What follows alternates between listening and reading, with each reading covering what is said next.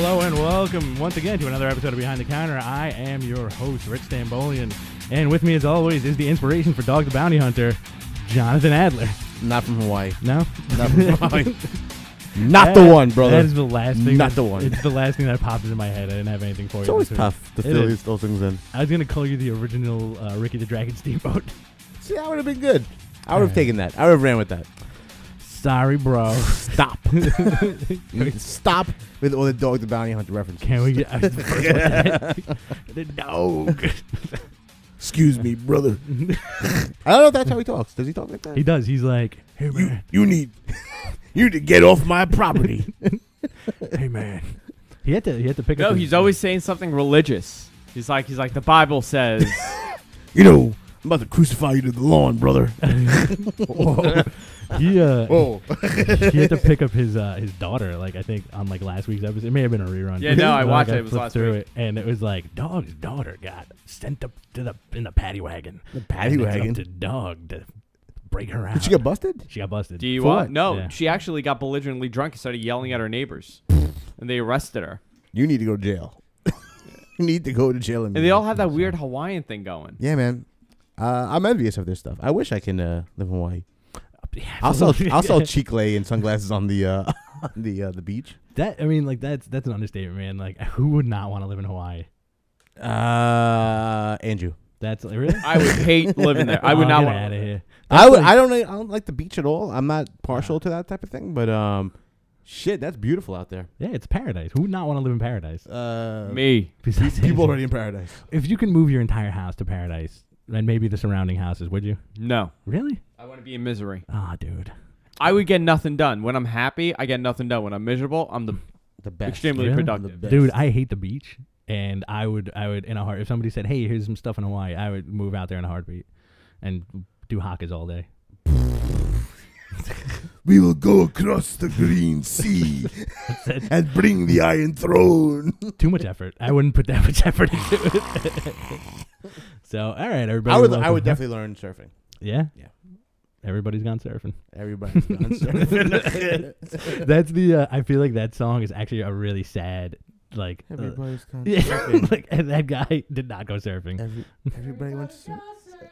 Everybody's got surf. That would be good. That would be a good Except for me, because I got polio when I was a young child. Therefore, I've lost my mobility in my legs. I would like to see. body I would surfing. like to see somebody recreate all the Beach Boys songs with like a really depressing tone, where they're just basically speaking. Everybody's gone surfing. Everyone's gone surfing. Or like the song where they name all the places to live.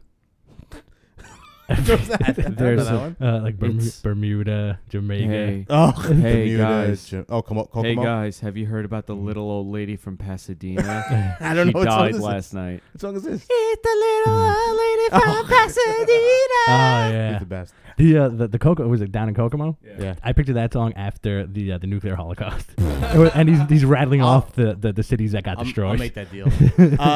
Like I said, I still want you to cover Creedence Traveling Band. I would love to do that. 747. We have a lot of covers we want to do. We can't do anything until the hammer got pulled down the other day.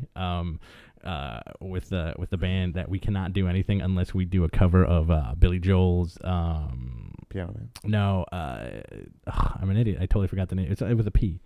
Piano Man. Pressure. Pressure? Yeah, until we do like Pressure. So we're gonna have to work on Pressure, and then. Is that all you got for your money? Is that the one? No, That's a pretty good. That'd be a pretty good. Yeah. Oh, that'd be a pretty fun cover. That's that cool beginning, like ding ding ding ding ding ding ding, ding and whatever. Anyway, looks like we got a full chat room today. Full chat room. To address Uber Geek, no, we were not on the History Channel. That would have been cool though. I mean, they could use this as a reference if you know any ins. Hey man, you know History Channel? Hook us up. This guy knows the History Channel. He's from Calgary, Alberta, Canada. Oh, cool. Welcome aboard, international. That's how you have to say viewers. it, by the way. Calgary. When you say like where is he from, you got to go Calgary, Alberta, Canada. Alberta, Canada. That's how I say it. So what's going on? Just trying to make the best of a very mediocre situation that we call life. That's another Beach Boys song. I know. Wait a minute. I know who he thinks you are. Oh. Kevin Smith. No. Yeah. I think He was on the History Channel for How a dare comic you? thing. How dare you, sir? Listen, a guy with the name Uber Geek, I think he already knows who Kevin Smith is, and also knows that I am not Kevin Smith. Touche. Yeah. Touche. Thank you. Thank you. Touche.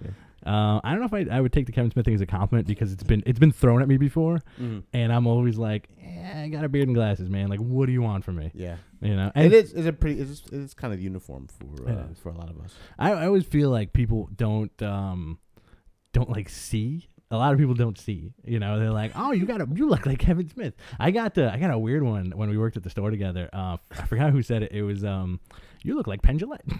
Oh, I was there for that. Yeah. Yeah, and I'm like, that's weird. I think man. you were pissed off about that for the rest I of the was day. pissed off, man. I'd be so mad. You know what? Because like You walked around with a hard on for the rest of the day. I did. I had a big chip on my shoulder the rest of that day, and I feel like because Penn Jillette looks like he eats his own doo-doo. Dude, he makes me sick. He makes me nauseous. I sat through like a good like hour block of watching that the Fool Us show that they do now. Oh yeah. Because they actually had like a good bit they were working on. But it's really hard to watch this dude. When I was a kid, though, I used to watch them all the time. I saw them live. You love magic. I do love magic. And they were like, breaking the mold. And they were like kind of breaking the rules. But yeah, both of them are really creepy. And I hate when Teller talks. You look like a young Rock Hudson. I do not like when that guy talks. No, not at all. You ever see Penn Teller die? You ever see that thing? No. It's weird. I saw it when I was like 3 years old. I interviewed Pat weird. Cooper a couple months ago, legendary comic, and he told me I look like some actor. And I looked at the actor, and he was just like this, like Hispanic. He was like one of the first Hispanic like actors that made in Hollywood. And I go, I look nothing like this guy. I'm like, you're just referring to anybody that's swarthy looking.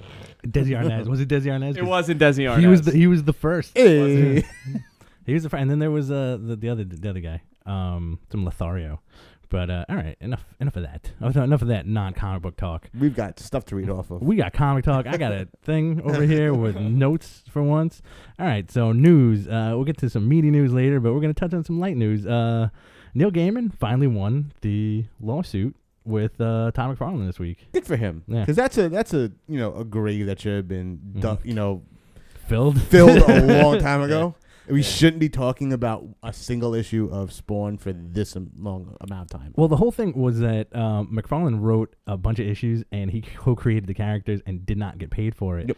And he after like 20 years almost, he finally won the lawsuit, and now he's like, I hope I get some money so I can donate it to a bunch of charities, which is cool, which is a noble thing. That's fine, but rich people talk. That's just it is rich people talk. That's what they always say when they do with their money. You know, I feel like McFarlane is just. Can we get that picture of McFarlane up? Like this is how I always picture him, holding a baseball and like being a total jerk off. That is pretty much doing. Yeah, just crap for 20 years. And and then like McFarlane did he had another major lawsuit with Moore. With Alan Moore, and then he had another one with the dude who the Tony Twist guy. Tony Twist. Yeah. Which is the weirdest one out of all of them. Yeah. Like aside from there was a lot of Miracle Man stuff involved. Mm-hmm. There was Angela and medieval Spawn, who owns what. But the weird one was Tony Twist because he named a mobster like a big fat Italian stereotypical guy. Easy to draw, big fat guy wearing sunglasses and like a pullback hair. Yeah. Called Tony Twist, and apparently it's a hockey player and Tony Twist, and he's a huge hockey fan, Tom McFarlane. Yeah. And he ended up Tony Twist ended up suing McFarlane. And it's just a weird lawsuit. Like you think that maybe Tom McFarlane go, you know what? I made a mistake. I was trying to give you an ode to hockey. Right. Name a dude after you, and it's not even that creative a name. Like you can't kind of believe that there's actually a hockey player named Tony Twist. Right. But they ran with this forever. Like this has been going on for a real long period of time. And the thing in the comic is that his name in the comic is Tony Twist Orelli. You add Orelli to any word, and there's just some Italian guy out there. There's no thought put into it at all. Not at all. Rich Stamboli Nelly. Yeah, that's I'd be Rich Stambocci. That would be my Italian guy name. But I'm glad it's over. I mean, like it's weird news, but it's cool. I guess the good guy won because I feel like Neil Gaiman sleeps on a pillow of unicorns and good graces. Yeah, I agree. I'm glad that he came out ahead with that weird baseball holding dude. It'd be weird if he actually had the baseball like fused to his hand at all times. I think he did. Baseball. Got the Sosa ball. Got the McGuire ball. And with Image news too. I mean, Image officially turned 20 years old the other day, which is insane because I'm sure you remember it too. Going to the comic store and buying every single one of those weirdo comic books. Yeah, and that was the answer back then, where you were like, "I'm sick of this stuff. I want Spawn and Youngblood. I don't want Spider-Man anymore. I want the guy with 3 cybernetic arms. I want the black dude who's got AIDS, who kills people and rips their spines out. I want all those things." Did you guys ever like get into the Anne Rice comics? No. Sorry. I had a friend, he really got into that stuff. Like, he loved the Anne Rice comics. Does he dead? Wasn't it Image? Image was putting it out, right? I don't know about that. Or I could be wrong. It may have been another. It may have been like Avatar or something. If they existed back Yeah. then. One of those weird independent things. It may have been like. I stayed away from all that shit. You know what? It may have been. You remember Verotic? Ooh, it could have been Oh, wrong. it was Verotic. It was sweet. That's why we're doing the show. So I think it was Verotic, but they turned 20 this year, and can we get that picture up there? Everybody in this picture looks like they got off the short bus. What are we going to? The Image 20th birthday picture. Everybody in this picture looks like they got off the short bus except for Mark Silvestri. It's sad. I drove these guys here. And like I remember the first time, Jim Lee, he's got like a 5 head. Willis Portacio looks like they freed him from like a Malaysian jail. And Jim Valentino. Jim Valentino. When I first Subhuman. When I first saw what Jim Valentino looked like when I was a kid, like in like So an issue of Wizard, I was like, this guy looks like a creepy neighbor. Well, Eric Larson doesn't look too healthy either. No. Eric Larson looks like he spends a good portion of his day with his pants around his ankles. Yeah. Liefeld looks exactly the same, and that's like a testament to him because I feel like he's like 12 in that picture, and now he's like 33. I was a boy genius. That's it. I think he was a boy genius. Like he was like him and Portacio were like the youngest dudes. Oh, Portacio was young. Portacio, I think he's the one that kind of suffered the most out of all those guys. Yeah. He really did not, like, remember he was on Wetworks and then he had like a major death in the family? Yeah. And he couldn't work on forever. Yeah. Yeah. He could have done huge, but he never really took off. I always liked the concept of Wetworks too, just like a bunch of bad dudes covered in gold. That was the one book that I passed on. Yeah. When I was buying all the crap from Image. Mm-hmm. That was the one I was like, you know what? I could pass on this. Because I wasn't that big of a fan of his art. His art, yeah. Yeah. Because he went from X-Men, and I think he did the original, like when the debut of Bishop and like all those. Mm-hmm. And then he jumped to Image. I always dug like his crazy art style. I still do like it when he did those fill-in issues for Journey into Mystery. Yeah. You know? No, I still like him. I really enjoy him, but like I think I was really into like pouches. And like calf muscles. I think they forced us. I think the 90s forced everybody to like pouches and big guns. Yeah, man. Like, cause you know when you screw around, you draw people, like draw superheroes, and like you try to create your own superheroes. Like I would adapt those, kind of those shitty things like the pouches, and like remember how Die Hard had those metal suspenders? Yeah. That like they were just like coils around his. Went nowhere. I drew that on everybody, or like. The coils with the strap across the chest. Yeah.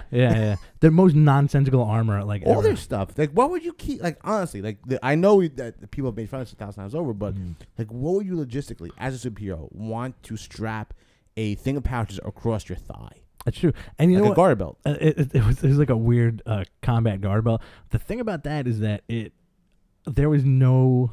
Like nobody wrote fancy technology into those pouches. No. Like it wasn't Batman's utility belt. It was like just pouches. And I always either assumed that they were like mags for their giant guns, but I can't for the life of me remember any one of those dudes taking anything out of those pouches. No one has ever taken anything out of those pouches. They're just there. Like Deadpool, I think Deadpool and Cable were the first ones to really bring the pouch thing to the forefront.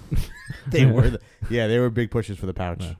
It was Liefeld, man. Well, I mean, regardless of us breaking balls, even though they're not here, happy birthday, Image. They have come a long way. Absolutely. The quality of product they put out today is they're in competition for Marvel and DC. I don't think they'll ever get to the point where they are making the numbers that that Marvel and DC do, but the fact that we get things like Walking Dead, Invincible, Chew, and all these great books. Yeah, it's funny the way you say Chew. yeah, man, like it's a totally different world, and you really get some great chances. And the fact that they've gone from the big dudes like these like the Mount Rushmore of like weird comic book artists, you know, sans creators. I mean, you got the Max out or something like that. Yeah, that's true. Yeah, at an early age. Max was no awesome. one talks about it anymore. Sam Key doesn't even get mentioned in conversation anymore. And surprising to me because I think last year, or the year before, he did that whole Batman thing. Yeah, he did, and just like falls off the map. And like Sam Key is fantastic. He is. I love the Max. I love stuff like that. But the fact that you look at, you know, the progression that they've gone from, and the fact that you've got all those like those weird artist dudes, and then you've got a guy like, you know, Kirkman running the show at this point. Yeah. You know, and God bless Eric Larson, because he's the transition that went from, you know, that type of thinking of like how the company should be run and going into like, you know, kind of like indie kind of, you know, big two.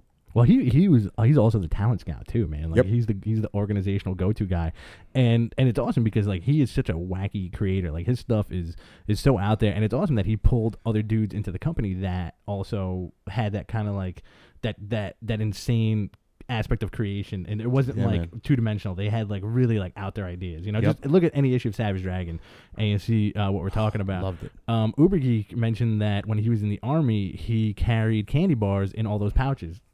Oh, you know? But I don't know if I don't think they, unless all the superheroes are diabetic. That's true. I don't think Die Hard was carrying any kind. He was a robot. I don't think he carried any kind of candy bar. He was a robot, but he was able to, you know, carry a relationship on with Vogue. Nah, like Vision. Weird. Vogue. But they never showed Die Hard without his mask on. They just get the bottom jaw. Yeah. And sometimes look black, and sometimes they look black. That's true. But depending on who was coloring. Yeah. It was the battle damage. It was. We talked about that. What else we got here? They debuted a new Spidey suit. They're gonna debut a new Spider-Man suit. I know you're big. I'm big on the Spidey / action figure costumes because they've done a good job. I mean, I think they've done like little bits where they promote it and they don't really push down your throat. You know, it's not gonna, they're not pushing it as like it's gonna be a permanent thing. Right off the bat, you know automatically it's not gonna be like, all right, this is gonna be the black costume, or it's gonna be a new, you know, replacement of like a Scarlet Spider costume. He looks like Iron Man, yeah. But I think the idea of it being like a novelty for the story is something that's fun. Yeah. He's also, I feel like that costume immediately screams one thing, Red Hood, as it's like the Red Hood thing, and also paintball. Like it looks like he's gonna play a serious game of paintball. But before we get to more news, I would like to plug our newest sponsor. Behind the Counter is sponsored by Hover.com, domain names made simple. If you're tired of the constant upsell from those other guys, Hover is for you. Hover makes it extremely easy for you to buy a domain name without worrying that you clicked on the wrong thing. Some features they include is email support, private registration, and 0 hold time when calling. Easy checkout with PayPal as well. You can check it out at gfq.hover.com and get 10% off your entire purchase, or use the promo code GFQ at checkout. And that's hover.com. So check it out. If you guys got any website that you want to register for anything, they actually are a lot cheaper because they do offer you private registration for a low price with your regular registration. So, you know, any of you guys out there who have like Tumblr pages or WordPress pages, check out hover.com, and, you know, it really is domain names made simple. So, what's up, man? You got the new Spidey suit. We got also that one weird thing that I'm not even gonna go into. I was gonna the Superman Hellspont thing. Go ahead. Hit it up. And I was flipping through the new DC books this week, and I don't know if anybody's following Superman out there. I'm not really following Superman, but they're building up his big enemy to be the Demonites from the Wildstorm universe. Awesome. Yeah, which were the Wildcat and the original first run of Wildcats. These were the dudes that Wildcats fought. Thank God. You know, and I'm flipping through. I think it was Swamp Thing, and there's like a full page ad of Superman fighting this character Hellspont, who has he's like a Wolverine headed demon with like a gold chest plate, and he's got like energy flowing through him. I never liked this character. I never liked his design. He looks like a shitty Dormammu with like a mask on. He didn't do anything in the comics. He was always in the background, just like get the Wildcats. That was most of the Image bad guys. Like in the 90s, you had a guy who showed up in like the background for about 6 issues. In the last issue, he'd show up, they get to his lair, and he'd fight a bunch of dudes and have like energy powers. Yeah.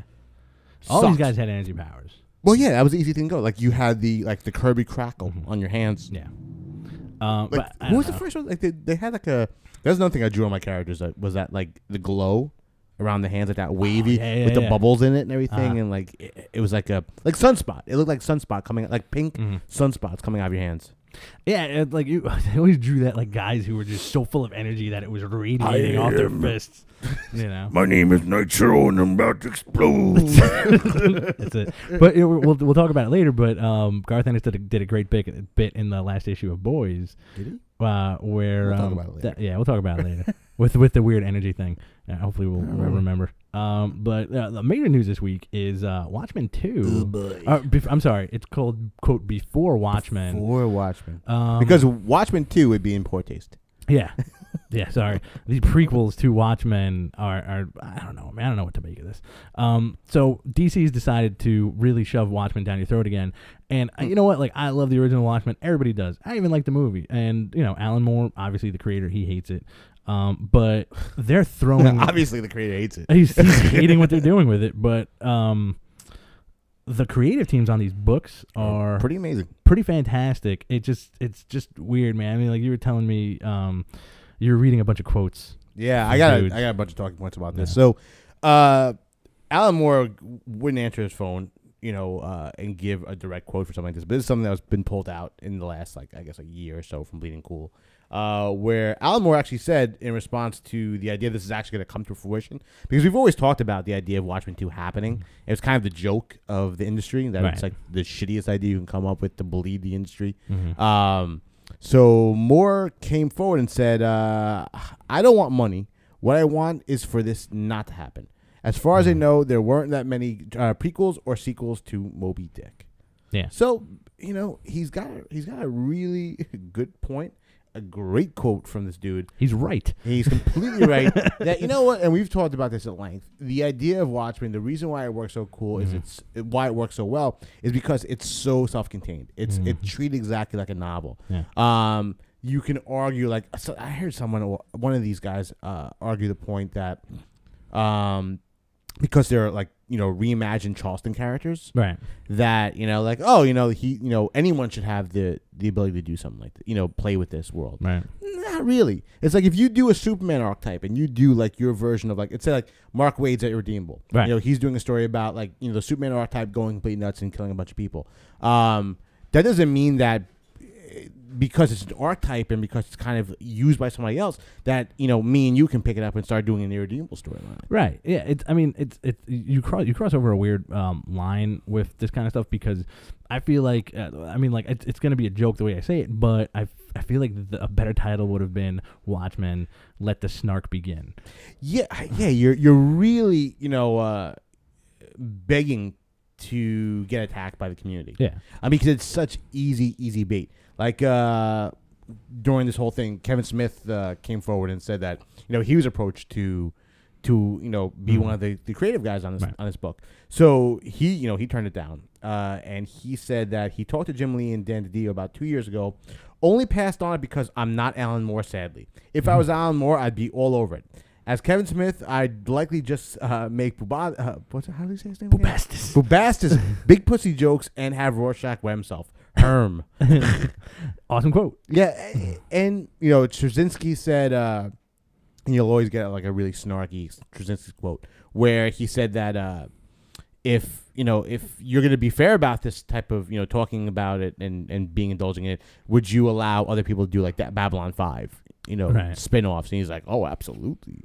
I would be totally okay with anyone picking up and making money off my, you know, my properties. I made my money already. I made all my money. Hey, check out Superman playing a pickup game of basketball. But that's it. I mean, I would like to see that. But the problem is just like, you know,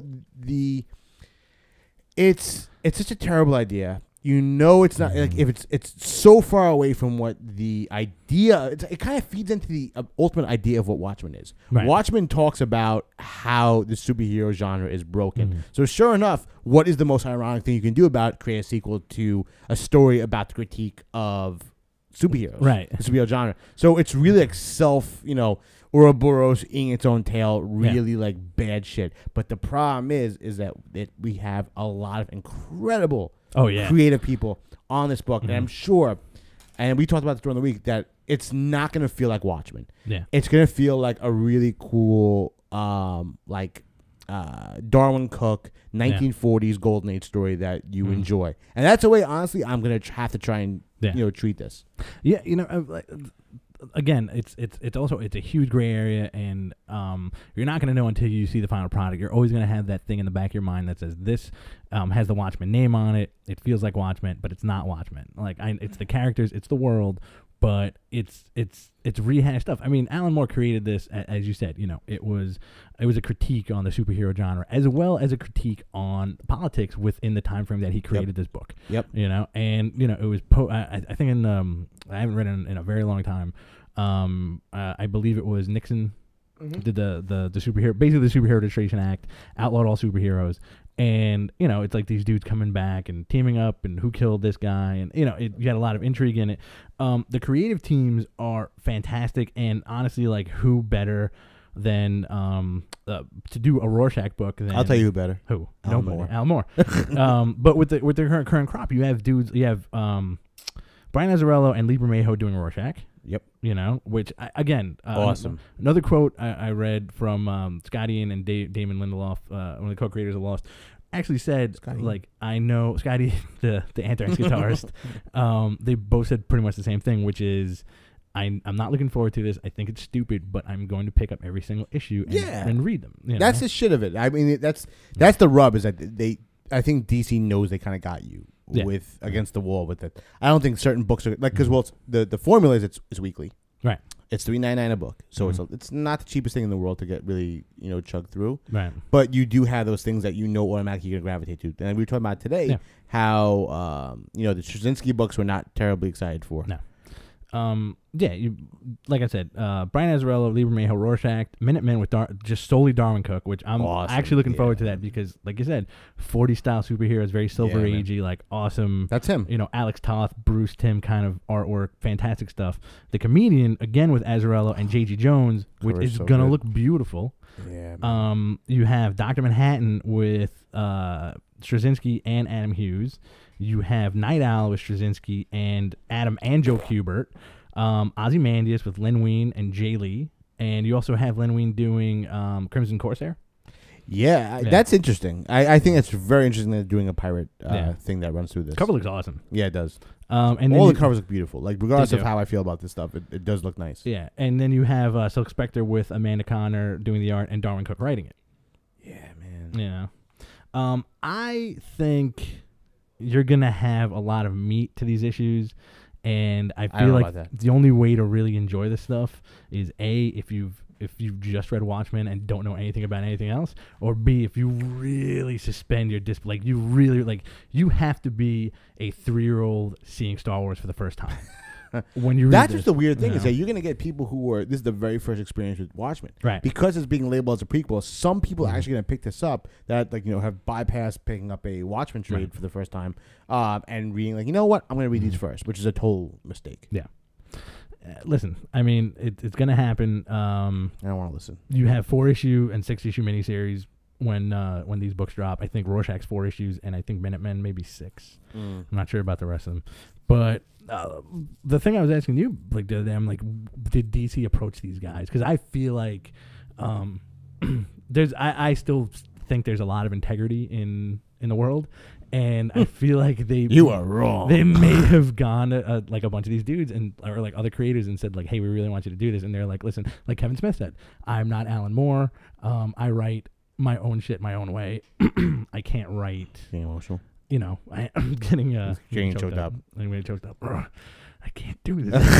I can't talk. It's such a tough topic. Andrew, I'm done now. They put their own spin on it. Yeah. And which is fine. That's what a writer does. But I wonder if there was anybody else that they contacted and said, hey, like, we really want you to do this Watchmen project, and they were like, I really don't want to, dude. Yeah.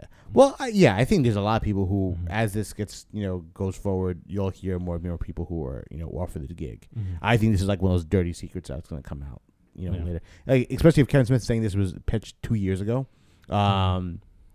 And to, think of who they may have approached before even Kevin Smith. This is a pretty big name to put on a book. Yeah. maybe not as big name as he used to be when he was in Daredevil. But he still sells comics. Absolutely, yeah, and that's what ultimately they want to do. Mm-hmm.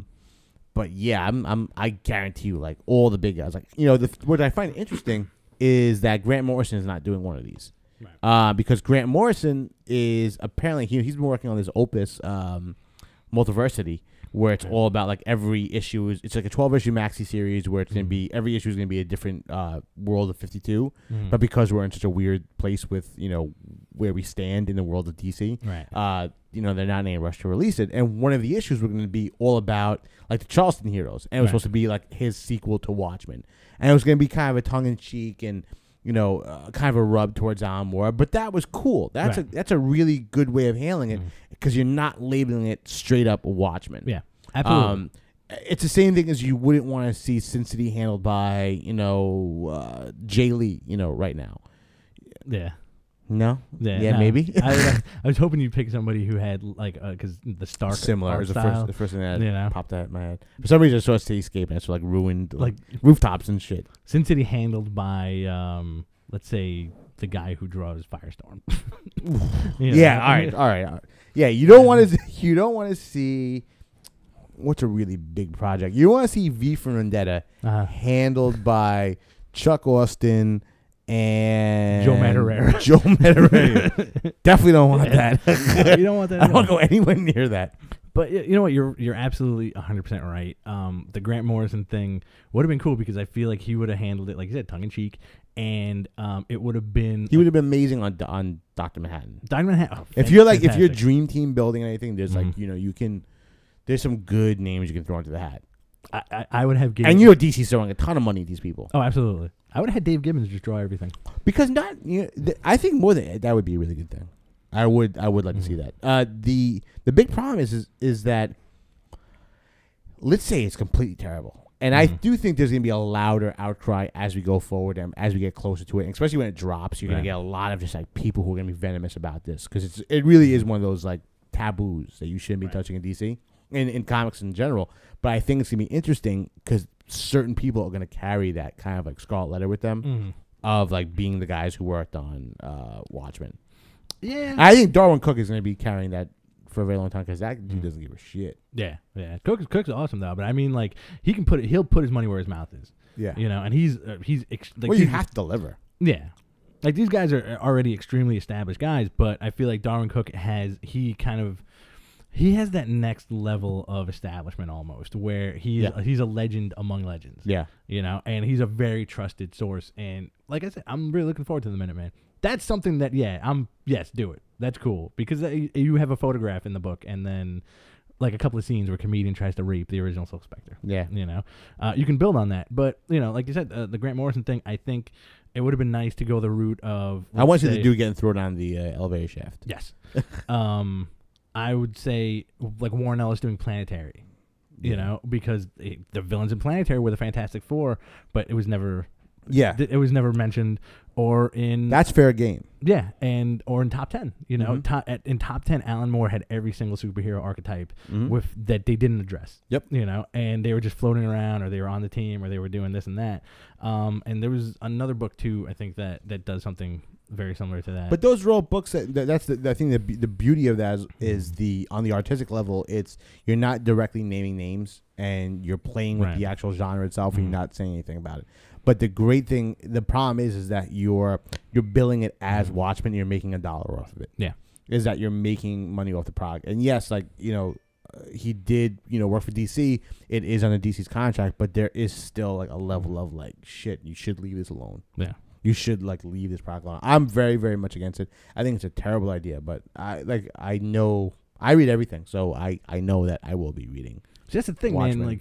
Like, don't you feel that there was like a Don Draper moment in the head offices that said, look, we're gonna break down fandom into certain categories. The guys who are old enough to remember the original Watchmen, who are like really niche comic fans who believe in like an archaic design of comics who will never pick it up, the guys who love comics and will pick it up regardless of what it is, the kids who are just getting into comics who will pick it up, like you said, before they'll read it as a prequel and then read Watchmen, and then there's like the guys like us whose hands are forced. Yeah. You know, because we love comics so much and we want to read everything, and they're basically taking our hands, putting it into our wallets, and then making us give them money. Well, yeah, you're feeding into you're feeding into so many different genres, and like you're feeding into by having that, you know, much of like a top tier AAA, you know, creative team on it. The people who are begrudgingly, you know, kind of on the fence are going to go the other way, because they're definitely going to, you know, want to read a Lieber Mayhew, you know, Brian Azzarello story. Absolutely. You know, if you're an indie guy and you barely read any comic books, guarantee that you have one point, you know, read Watchmen, loved it, and you probably love like a good chunk of the creators that are coming on onto that book. Absolutely. But like that's an interesting thing you say about, like, you know, the different genres of people, because like, you know, I never really realized the strength of like a number one and the ability of what people pick up until we worked in the store and we see, like, you know, really, you're doing that? You're like, it's like, yeah, I gotta do it. Like, I have no choice. It's like pushing the button. You know, you have to like keep pushing the button, or otherwise you think something bad's gonna happen. And you know, you're right. There's dudes that like this will do tremendous in sales. And like at the end of this month, I think the January numbers we're in, and DC and Marvel are pretty much split in half. DC had 10 books in the top 10 during January, and you had Detective, you had Justice League, and you had Dark Knight, and you had Batman and Robin. Dark Knight is in the top 10? Dark Knight was one of the books in the top 10 for sales in January. Hey, how terrible that book is. I know. John's head exploded right there. Detective Comics is like is like, I understand why people can enjoy it. Right. Like, Dark Knight is so dumb. Yeah. Like, it's such bad Batman stuff. Yeah. Like, you've made a good like 3 or 4 issues of that book has been like just like diesel versions of everything, classic villains. Yeah. And Detective Comics is just a whole other weird bag. That's it. But actually, like the regular Batman series did make it to the top 10 also, which is fantastic. It's the best one. That, and then right underneath that, I would say Batman and Robin is also pretty fantastic. Those are the only 2 books you really need. But DC's going to make such a ton of money on this. And I forgot who said it. It was a creator. And they said, why can't they take all the money they're spending on this and put big name creative teams on what? Alan Moore's daughter. She said Moore, right? Spend it on other books, man. Yeah. Spend it on creative. Yeah. Just give it to something crazy. Put it into talent. Yeah, absolutely. Spend it use it for talent, or use it for developing your friggin' coloring techniques for that goddamn entire line. Sure. They have the worst coloring in the entire industry. Well, you know what it is also, which I don't think we've ever really broached the subject of the fact that the DC universe is so gigantic and expansive, but nobody, if you're a Fairweather fan, you're not gravitating towards anybody that's not in the Big 7. You know? Oh yeah, absolutely. Whereas Marvel, pretty much everybody almost. Yep. You know, like they have so many core dudes and guys bouncing from book to book, and you have like in the Spidey universe, Spidey, Venom, Carnage. Everybody knows them. Mm-hmm. Everybody knows Spidey's villains. Everybody knows Captain America. Everybody knows everybody. Where in DC, you're like, all right, I know Superman, I know Batman, I know Wonder Woman, I know Flash, I kind of know Aquaman, and I know Green Lantern, and that's pretty much it. Yeah. Once their B level is very like murky. When I really got heavily into DC, when me and you were working together in the store, there was like the entire like undercurrent of weird characters that I was like, wow, like, this is like really unusual characters, and no one would be able to identify them. And you're right, there are a plethora of DC characters. But that's also when those characters are handled perfectly. Yes. You know, well, that's why I enjoyed them. Yeah, and you can when you got like what's his name, Shadow Thief, and like in a really awesome story, you were like, oh, awesome! Like B-level character has been elevated. Absolutely, Dr. Polaris. Dr. Polaris, Dr. Light. Dr. Light, like all those dudes got elevated during that glorious run of DC that we always talk about. Man. And now it's I feel like I'm not saying it's grasping at straws, but they're like, listen, we're going to spend all this money because we're going to make all this money. It's not, we're going to put Brian Azzarello and Lieber Mayhew onto like Blue Beetle. We're going to make another Booster Gold book, and it's going to have Straczynski and Adam Hughes, But that's a big problem with it also is, with the amount of characters that DC has in their barn for the most part. I can never understand, because they constantly do this over and over again, especially with these new books, the New 52, is that they're constantly trying to create new characters. They're constantly, there's always like a reveal, like, this guy with the mustache, he's actually the cybernetic dude. They always try to do something like that, where they're always trying to like push a brand new character. Like, dude, you can pull from so much history. Yeah. Maybe that's like one thing that they obviously talked about in the boardroom, saying like, never works. Because you know what, like creative, like writers will be creative, and they will say, look, I have this guy, and the reveal is that he's actually, like Alex Luthor. Or the reveal is like it's Lois Lane, or it's any character from their like lexicon, you know, like this is Loeb, like this guy's gonna end up like, let's say on Grant Morrison's action, those like shadow dudes that are following him around, one of them's Lobo, you know, like let's say like just throw something out there like to give a fan something to bite on. I feel exactly the same way you do. I don't want new. I want new, but I don't want new. I don't want new. You know, I want them. I really think it's a testament to a company in this realm of speaking, that to use the tools that you have before you is a feather in your cap. Like, I really think the companies do very well is when they use the toys that they have. Yeah. It's very rare, especially nowadays, where you can create a brand new character, make him viable, make him interesting, and especially not just win over a new reader for it. Like, you know, the first one that pops in my head is like Gambit. Like, you know, Gambit was like one of the last like Marvel characters who were, you know, established and kind of worked.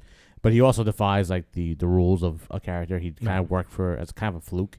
He's like a stot. You know, he's like a weird, you know, cool character for people to latch onto.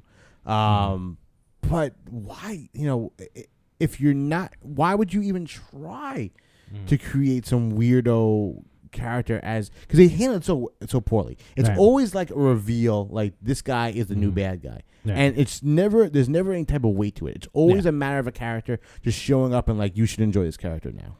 There's no shock value to it. There's no good build up either. Especially for first, if you're coming on with a number one and you're creating a new villain within that, you know, first few issues, you're failing at it. Yeah. You probably will not have a good story out of it. Right. Because it doesn't do anything for us. You're not rewarding the you know, the regular fan, because you're referring to old story, and you're not really creating anything that's substantial. Yeah. It's weird. We both say it all the time. We do not appreciate the brand spanking Sparky new just to be new. It feels like it also feels like, you know, the older you get, the more you kind of understand how the monetary aspect works, and it feels like a numbers game. Yeah. You know, I mean, because like you're hooking people in with these issues and they're still buying, you know, like DC's doing tremendous with their sales now, you know, and they have, apart from the canceled books, they still have over 40 titles on the shelf. Yeah. You know, and they're all doing like not terrible, but you know, like I said, Justice League's doing fantastic. You know, it's so crazy. It's pretty much like the core book too. I don't know. From what, you know, from the way that my toe is in the lake of comic community and like the fandom, I don't hear anyone talking about Justice League. Yeah, I don't hear anybody really like, you know, like, oh, have you checked out the new Justice League? Have you seen like what happened in Justice League? I don't see anyone really just like talking about it to talk about. Like, even, you know, because there's stuff like, you know, when like the Red Hulk first came out. We were talking about it because we were more annoyed by it, right? And that's like a kind of like, there's no news but good news type of thing with Marvel and DC, where it's always like, you know, no matter what it is, it's just news. As long as there's people talking, it gets people talking, people buy stuff. But most times than not, there hasn't been a moment in like any of the DC stuff where it's like, wow. Like, have you checked that out? Have you totally seen that thing like that happen? Between the two aisles of, you know, I guess the goons and us. I guess. But we could be their goons. We could be their goons. We are their goons. You're probably right about that. The thing I also want to touch on with that is that, you know, like if you're a fan of comic books, and let's say like I'm going to establish like you and I as the demographic for this, because we're I guess semi-intelligent, upright comic book fans, and you know, we know what we like and we appreciate character arcs and et cetera, everything we've been talking about. We've been doing this for 24 weeks, but I feel like it's pushing that kind of like our set of fandom into more independent stuff, you know, because a lot of major comic book blogs, a lot of major comic book websites will pump out a lot of cool like independent news, you know, and like you never really saw that before, you know, and then like you were saying, like no news is good news or whatever, like this is gonna change the world and like all that stuff. You pick up new DC, like generally people like us probably not gonna like it. You pick up any Marvel stuff and you're trying to jump into it, you're not gonna get it because Marvel is so tight that you're gonna have to do a lot of reading to get to a flush point in the continuity. You know, so people are gravitating toward other stuff. You know, and you have like a plethora of amazing indie books, which we will do an episode on at some point soon.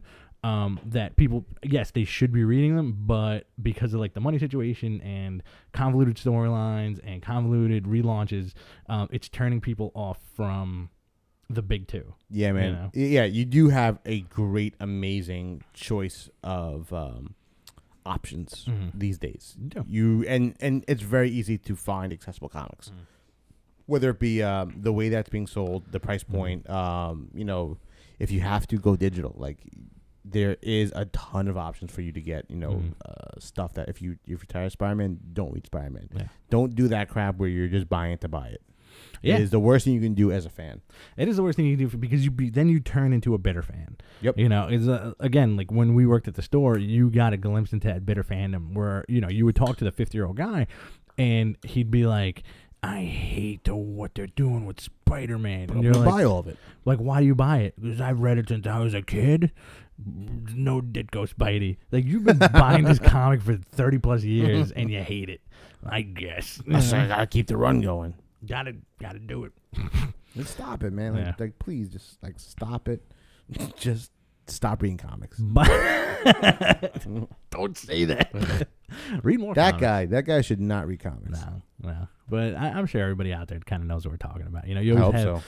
You always have bitter fan. Like, I never understood bitter fandom. It is the least thing that anybody should ever concern themselves with. Yep. You know, like this is the extra time you have in the day, the extra money you're spending. You should enjoy it. It should not be a burden on you. Yeah. It shouldn't even be like, I've been in arguments with dudes over like stupid stuff where they're like, well, I read this and this is stupid and this is stupid. And like, why is it stupid? I don't know. It just is. And that's what it comes down to. Yep. People saying, I don't know. It just is. Yeah, because it makes them feel weird. And if you can't encapsulate and explain why you don't like a certain thing in the genre you love, right, you're basically just dead. If you can't vote with your dollar and back it up, if someone asks you, why is this good? Why is this good? Why is this not good? And you say it's stupid or just like it's good. You need to elaborate on that. You need to form a valid opinion on the stuff that you're absorbing into your body. This is your media. This is your stuff you should be loving. Absolutely. And you know, like not everybody's made of money. And you will pick up, every comic fan does the same thing. You pick up your books that you love, you follow your creative teams that you love, and then you have the one or two guilty pleasures that you never tell anybody about. And those are the books where people say like it's just good. Like somebody reading like Jungle Girl or something. You're like, oh, you're buying like all this awesome stuff, and like I love it. I just like it. Boobs. You know? We got a lot of that. There's a lot of that. There's a whole lot of that. I don't know if I have a guilty pleasure nowadays. I don't know if I have that one book where I'm just like kind of ashamed to be reading. I remember a big guilty pleasure for a lot of the guys that used to order from the store was Grimm fairy tales. Oh, they love that crap. I never got it, man. I just they love like when Grimm fairy tales was released, it was just like, oh, that's gonna do like shit. Nope. And then like it's like you'd have like 13 copies being coming to the store, and you're like, oh, the numbers were boffo. Yeah. And like I gotta get all the variants. Yeah, there's like 30 variants. For those that don't know out there, Grimm fairy when a DC Vertigo released Fables, I think it was Avatar that does. It could be. Grimm fairy tales? It's like one of those like, you know, violence and sex books. Yeah, it's fairy tale stories, but with like scantily clad women and like everybody's hot. Yeah, it's like it's like Alice in Wonderland making out with like Snow White. Yeah, on the cover. And there's boobage in it and everything. And I think like Jim Ballant did like a lot of this stuff. Who was like the king of the bad girl craze? That's right. You know. Oh well, that was my first brush with it. Was what the frick is that book called? No. The Jim Ballant book. Oh, I know what you're talking with the chick with Taboo. Taboo. That was it. Yeah. Black, whatever the hell it's called. I keep wanting to. I really think you're gonna say Black Satanica. That book, all it is a chick with her tits out, like walking towards the camera. Yeah, like it's airy issues, like slowly with a lot of dialogue. Yeah, like a ton of dialogue. That's it, man. Check out this shirt, man. It's an awesome shirt. Let me see what that says.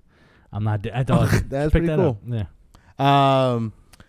Yeah, man. The habits of comic fans kind of make me absolutely nuts at the time. But we fall into those habits. So we're not perfect, everybody. Even though I know every Friday night people tune in and say, I want to watch Perfection on my computer right now. Let's see what John and Rich are up to.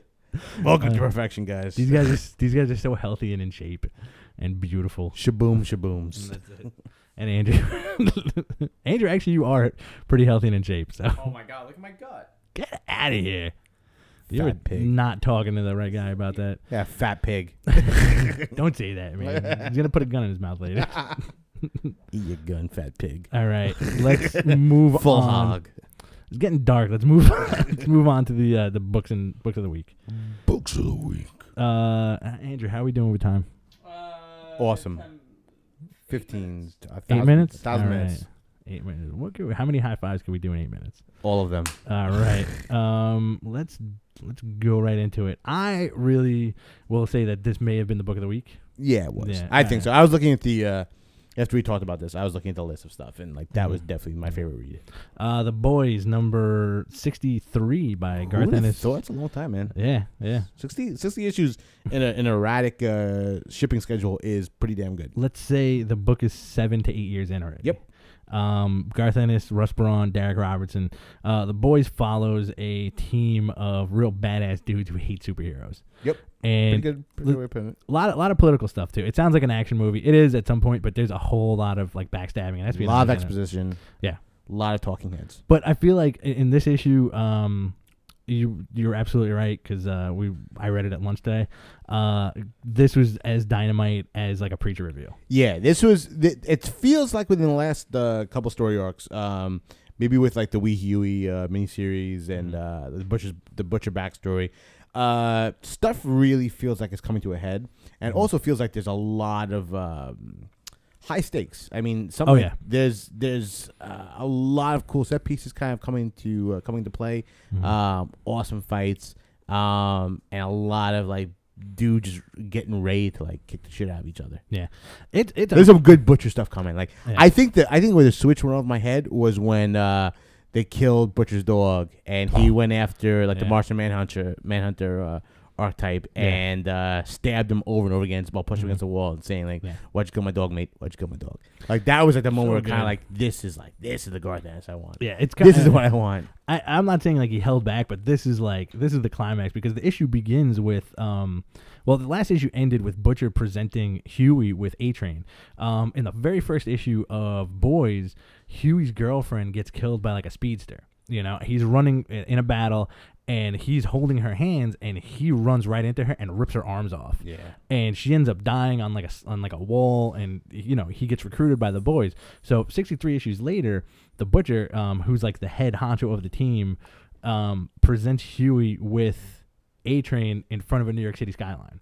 Yeah, because this is also after the fact that Huey has said that he does not want to engage in violence anymore. Right. He does not want to be a violent person on his team. He'll, do the investigations. He has the same ultimate goal of taking down a lot of the Supes because they're so erratic and so irresponsible. But he does not want to engage in violence. And then he presents the murderer of his ex-love. And also Garth Ennis does a very excellent job of really hammering the point of what this book is about, and it's essentially about if superheroes really existed, there would be rampant scandals, there would be no responsibility, nobody would pay the price for any of like imagine like a superhero gets into a fight in your neighborhood and destroys your entire city block and a bunch of people die with it. In regular superhero stories, people cheer the winner, but in this world, they're all dicks. Well, and in this one, it had a really it wasn't too subtle. But in the convincing of Butcher trying to convince Huey to do bad things to A-Train, he says to him, "Excuse me." Ooh. It burps right in his face.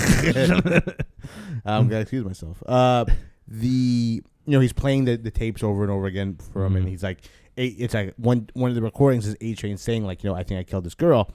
And whoever he's talking to, he's like, "Oh, don't worry about it. This happens all the time.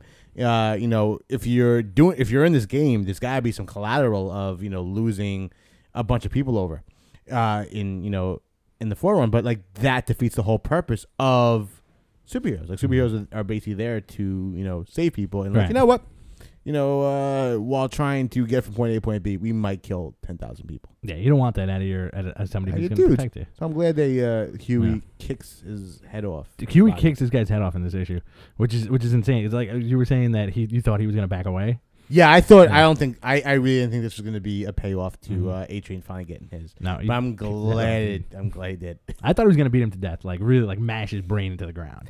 At the end of last issue, I thought that, but I think because they addressed it so early in the issue, I thought that we would have pulled back. It also shows the frailty of like this person who got such immense power, like down to his last moments, begging for his life. Oh yeah, and he's just. That was good. Yeah. He's telling him like this is like he was trying to talk to him and say, Huey's saying to A-Train like, this is the result of what you do. You have to listen to me. He's like, don't kill me, man. He's like, I'm not even talking about killing you. Like, I want to tell you about her. Yeah. And Butcher is just like, you can't talk to him, mate. This doesn't work for him. Just kick his head off. Yeah, they're idiots. And the people who are, the villains in the story are not so much terrible people. They're just, bad at being human beings. Right. They're just like terrible, regular scumbags who are just happen to be in costumes. Well, it's like, and again, this issue also kind of makes you realize the fact that the government created superheroes, and it's imagine the superheroes that the government creates were all the captain of the football team. That's kind of what you're getting. You're getting either like the geek who's covered in like cybernetics, or you're getting like the jock who's a bully. Yeah, man, and you get that with like the Homelander. Homelander is like the worst of the. A closet gay, psychopath. Who doesn't give a shit. Doesn't give a shit, and now it's probably more likely a sociopath. When the end of last issue, when he runs to the toilet and he's puking his brains out, he's like, "What have I done?" Yeah. Basically, he's ordered a hit on the entire country by launching all of the superheroes. Yeah. All at once. Absolutely, and he's doing it behind the government's back. Yep. And there's one really awesome scene in this too. This is full of the familiar Garth Ennis brutality that we all know and love. Queen Maeve, who is like their Wonder Woman on their Justice League, she has like a submissive dude who tends to her every needs, and she throws Starlight out of the ship, saying like basically, get out of here, I'm gonna take care of Homelander. She picks up the guy that is her slave and throws him full speed at Homelander, like face first, and the guy just crumples into his chest and like looks like hamburger meat. Yeah, man, that was awesome. Yeah. The Frenchman, what's that? Frenchie?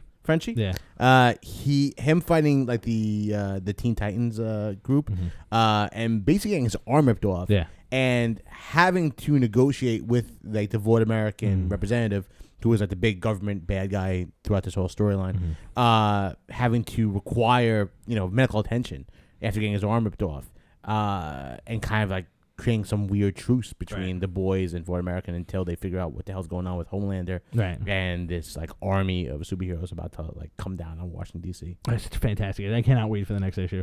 Yeah, and that's the thing is it for a long time, Boys has always been a great book and I've always enjoyed it, but it really like when this issue arrived this week, it really went to the top of my stack. It's something that I'm very looking forward to. When I got out of comics, I stopped everything, and I picked up the one book I'd still go to the comic store for was Preacher. Yeah, to keep it going, and it's starting to feel a little bit like that. It feels like old school Garth Ennis. And listen, it's a lot of build up, but the payoff I think is going to be amazing. Absolutely, the guy put a lot of work into this book, and it shows. And everything's collected, so anybody out there should be pick this book up. You guys will really like it. You'll see a world of superheroes who are just kind of jerks, and it's this team of like real misfits trying to deal with them.